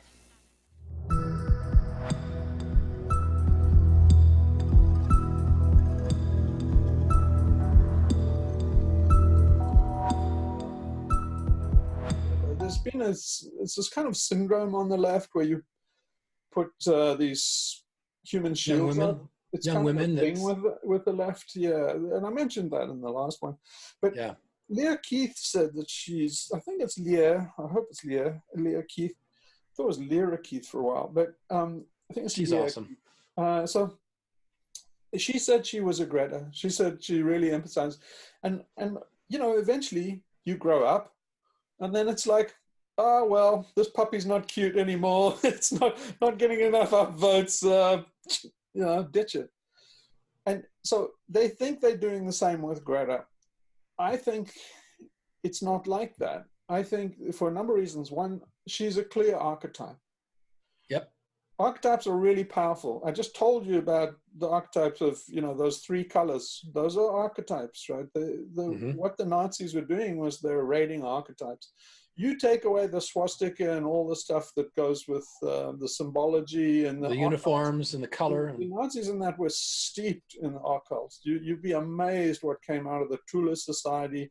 They say, oh, you know, it's very common for liberal academics to say like, oh, the Nazis had no ideology, and say, don't kid yourself. They were raiding, you know, thousands of years back in this trove of, you see, that's what Jung realized. He realized, oh my God, these guys understand all these, the power of all these archetypes, and they deep in our psyche, you know, all the symbology and stuff. So they're pushing that lets them push buttons, right? If they're using archetypes, they're just pushing buttons on people and they don't even know it. Right? You see the archetype and you're just like, wow, something symbolizes your mother and there's a father figure and there's a you right? just take XR's the extinction symbol, right? Yeah, the clock, the hourglass. Yeah, everybody says, yeah, it's the Earth with an hourglass in front of it. It's like, right. Nah, you guys are clueless. It's like, this is, no, seriously, the guys are clueless. So the guy that did it, right, I think is a street artist from East London, kind of like Banksy. Yeah. Might have even been Banksy. I don't know. It might have. Yeah. I don't know who ESP is, and for all I know, it is Banksy. But anyway, I think that guy, it's the same as the peace symbol. And when the guy cooks it up, he knows that it was right.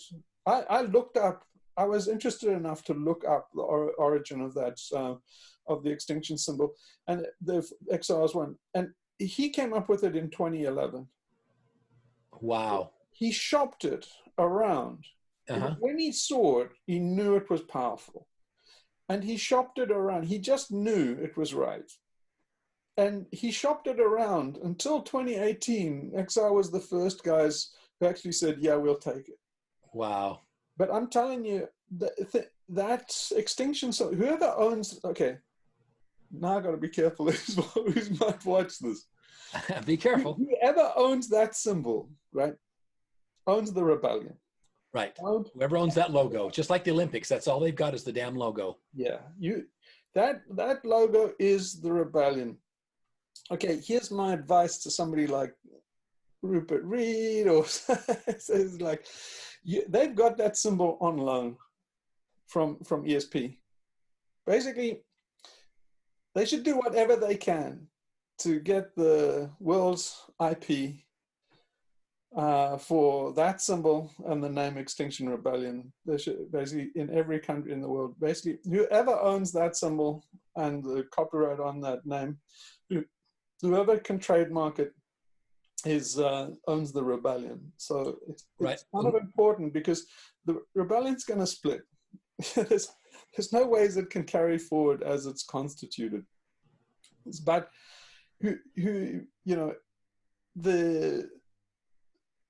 it's kind of like that symbol and the name is in a joint bank account, and this couple is about to get divorced, and whoever raids the bank account first gets the house and the kids because they can afford the lawyers.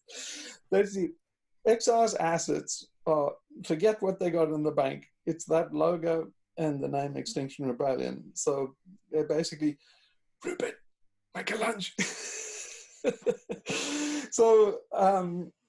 So anyway, I could really go in and do a whole video on that symbol alone, because the reason why it looks right is they're two very deep archetypes. It goes much, much further than just an hourglass, right? The reason why it looks right is there are two things, and there's something which, yeah, this one gels with Greta.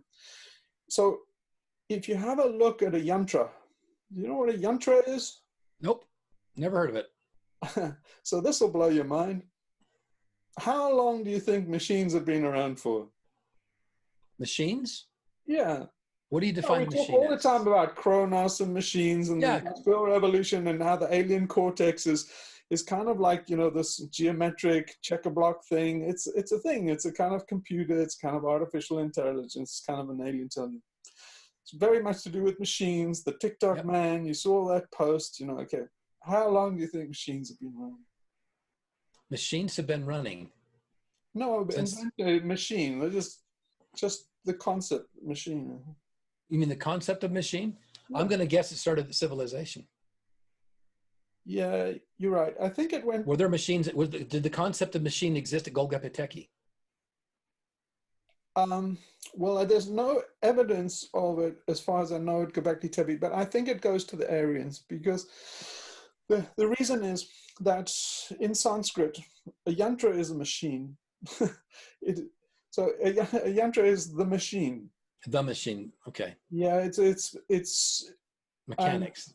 It's mechanics, yeah. So, and this is the interesting part. It's a mandala, and it's just a symbol. It also has a couple of triangles superimposed, like the hourglass. Like the hourglass. So what those two triangles are, and I'll show you why this is. It ultimately boils down to very simple psychology in a deep part of our brain. And I think you're going to laugh when I get to the end of this. But although nobody in XR knows it, I think, or probably ESP even knows it, that those two triangles, you know, it's actually two triangles, one up, one down. Do you know what that is? Looks like an hourglass to me.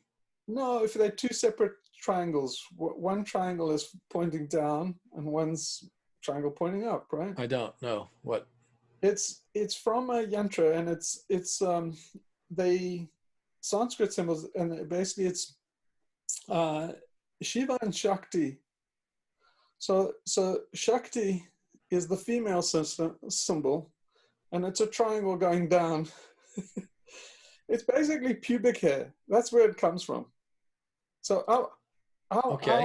our brains are hardwired from basically probably from our mammalian brain up.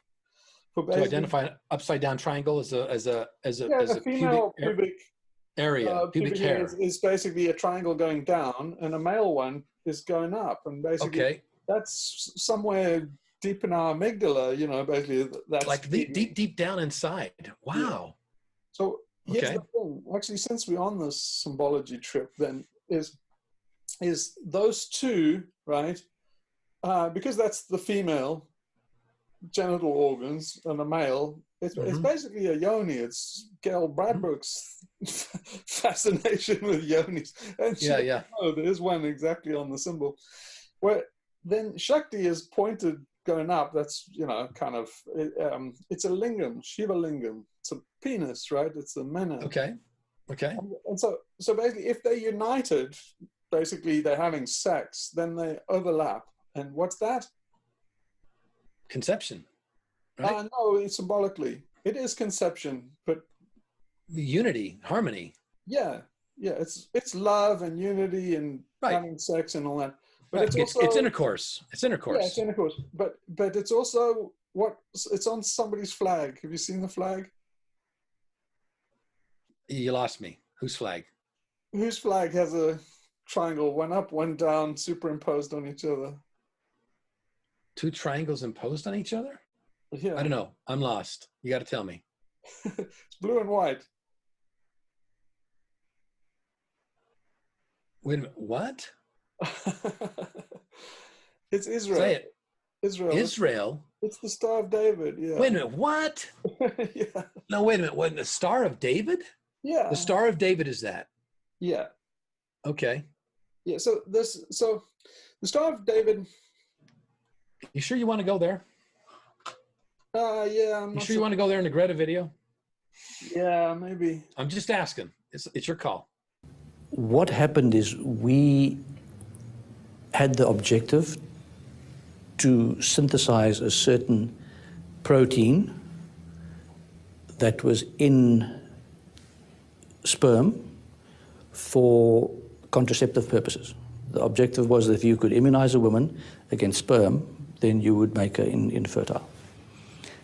We were asked to do this by another country who had a population explosion problem as part of an exchange of technology. They were giving us other stuff. They asked, well, we haven't got the time or the place to do that. Will you guys do that? So probably without knowing the full extent of what they were doing, the founders of XR selected the stylized representation of a mystical symbol with occult powers from the Hindu and Tantric traditions as their logo. The XR symbol has been called this generation's peace sign, and it's closely related to the peace symbol and the symbol for anarchy. The peace symbol started life as the symbol for the campaign for nuclear disarmament. Ostensibly, it's supposed to represent a superimposition of the semaphore signals for November and Delta, the letters N and D taken to stand for nuclear disarmament. But Gerald Holtham, the man who created the peace symbol, said that his inspiration came from Goya's painting, the 3rd of May 1808, which is an iconic image for anarchists. It has been said that the quest for ultimate liberation and knowledge of self is what makes anarchy appealing. The process by which the individual attains that liberation distinguishes the individual's journey for liberation. Many anarchists, therefore, mark their own journey by the art that reflects their own struggle for self, which is why anarchy and art are undeniably intertwined. Gerald Holtham said about the peace symbol, "I was in despair, deep despair. I drew myself the representative of an individual in despair, with hands palm outstretched outwards and downwards in the manner of Goya's peasant before the firing squad. I formalized the drawing into a line and then put a circle round it." XR's X symbol has overtones of Goya's peasant. I was told by a schoolteacher and neo-fascist Christian priest that the peace symbol was a supremely evil sign of the devil. He told a class full of us boys that it was because it was barely disguised code for the female figure. If you turn it right side up, he said, then you can plainly see that it's a woman's yoni, although that's not the word he used. For staunch Christians, the female body is the devil.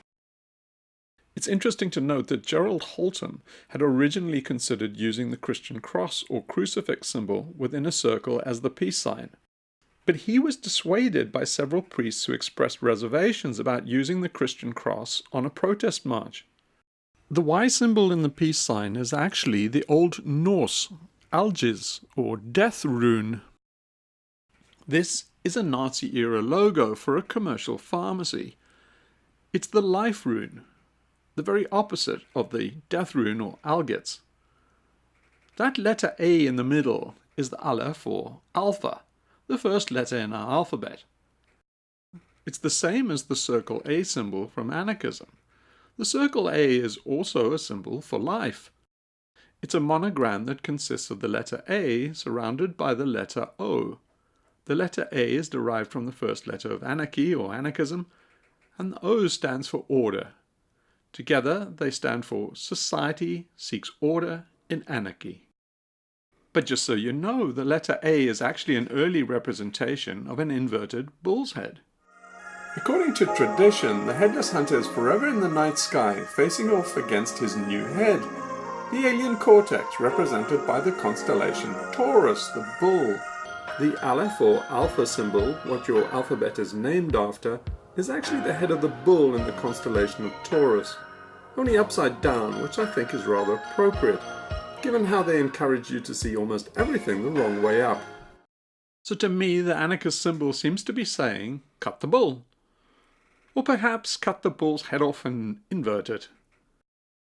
X is traditionally associated with death. The X in Xmas literally means Christ. In Greek, the language of the New Testament, the word Christmas or Christ begins with the letter X or chi.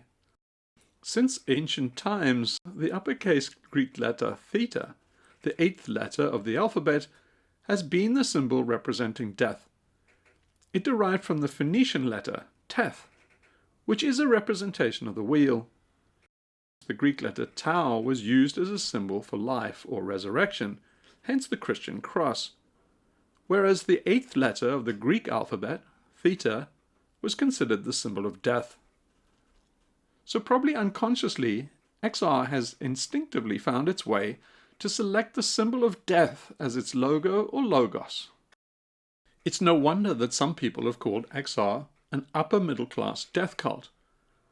And many anarchists have instinctively rejected the movement and accused it of secretly just being part of the machine. Or Yantra, if you know your symbology. So we're all over the place today. That's true. We're all over the place today. And I got to wrap this up pretty quick. So yeah. So where should we land this? I don't know if I can land it from here. You said you were going to bring it around. I'm waiting for you to bring it around. Well, I didn't know the cutoff was going to be here. I'm half an hour over as it is. I got to wrap this up. So.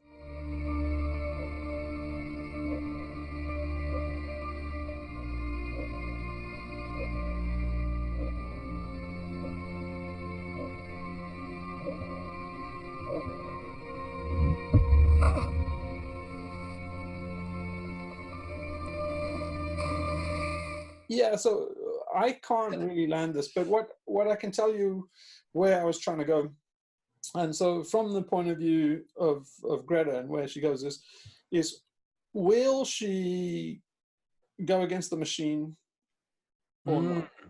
And that leads us into our next video, which is going to be about Metropolis. Machine. So that's where I was trying to get to is Metropolis, because the movie Metropolis in 1927, the time is almost exactly like now. Yep. It's eerily like now. The movie has the two Gretas in it. They're two figures. They're both the same archetype that we're talking about Greta was last time. And they called Maria.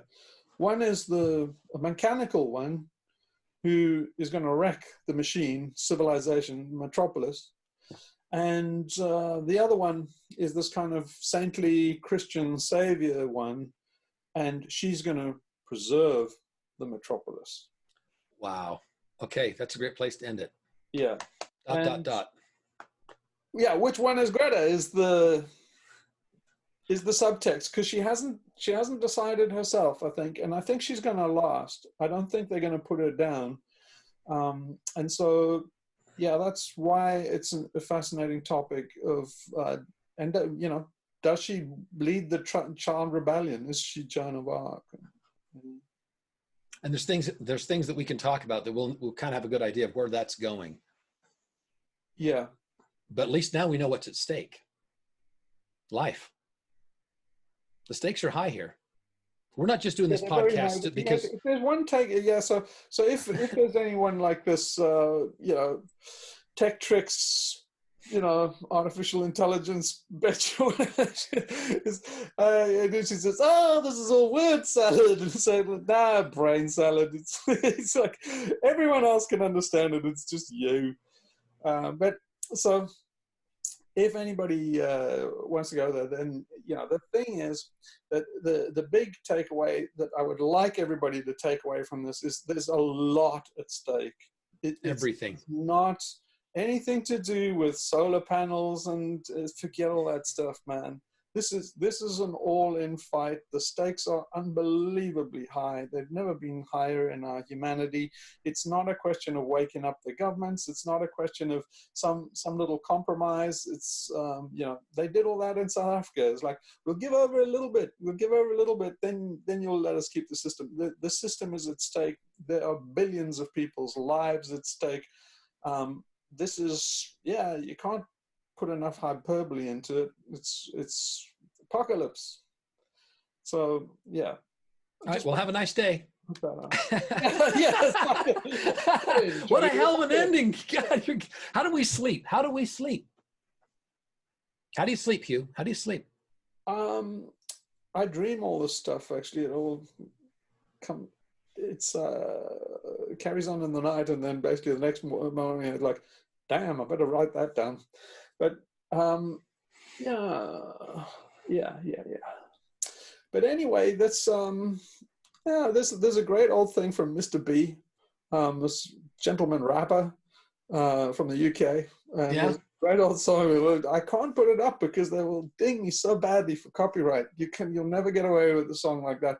But I'll put a link to it below and show you how I live with it, because it's the sequel. Let's all have a musing apocalypse.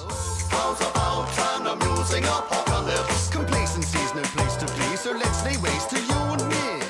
So it's kind of, you got to treat it like Timothy Leary, you know. So I always like to end on a positive note, so here is a rousing, uplifting song which is guaranteed to cheer you up. Universal bereavement and inspiring achievement. Yes, we all will go together when we go.